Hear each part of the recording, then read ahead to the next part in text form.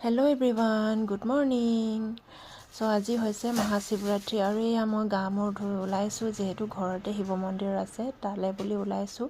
পানী ঢালিলোঁ, গাখীৰো ঢালিলোঁ। চ' সেইখিনি ভিডিঅ' দেখুওৱা নহ'ল বাৰু। এতিয়া ভকত পালেহি, চাহ পানী দিবগৈ লাগে আৰু এয়া গৈ আছোঁ। প্ৰত্যেক বছৰে যিহেতু আমাৰ ঘৰত মানে নিয়ম হ'লেও মানে কৰে আৰু সৰু মৰুকৈ, ডাঙৰকৈ নাপাতিলেও।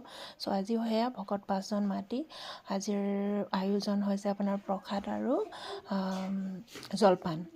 আনকালে মানে খিচিৰি বনায়, পায়স বনায়, আজি অকল জলপান আৰু প্ৰসাদ। তাৰপিছত ইফালে ভকতে মানে স্লিম বনাই আছে ভাঙৰ, যিহেতু শিৱৰাত্ৰি গ'লে মানে ভাংটো লাগেই। জাষ্ট মানে নিয়মৰ কাৰণে তেওঁলোকে মানে লৈছে। আৰু এবাৰ শৰাইও সজোৱা হ'ল, চাকিও জ্বলোৱা হ'ল। তাৰপিছতে মানে এফালে ভকতে বুজাই আছে যে আজিৰ দিনটোত মানে আমি কিয় মানে শিৱলিংগত পানী ঢালোঁ, গাখীৰ ঢালোঁ বা ফুল দিওঁ, সেই বিষয়ৰ ওপৰত মানে বুজাই আছিলে। চ' শুনি আছিলোঁ আমি। তাৰপিছত ফ্ৰেণ্ডছ মই অকণমান ওলাই আহিলোঁ আগফালে বুলি, যিহেতু আমাৰ ঘৰৰ সন্মুখতো মন্দিৰ আছে, শিৱ মন্দিৰ, তালৈ বুলি। কিন্তু আহি পিনি দেখিলোঁ যে ইমান মানুহ।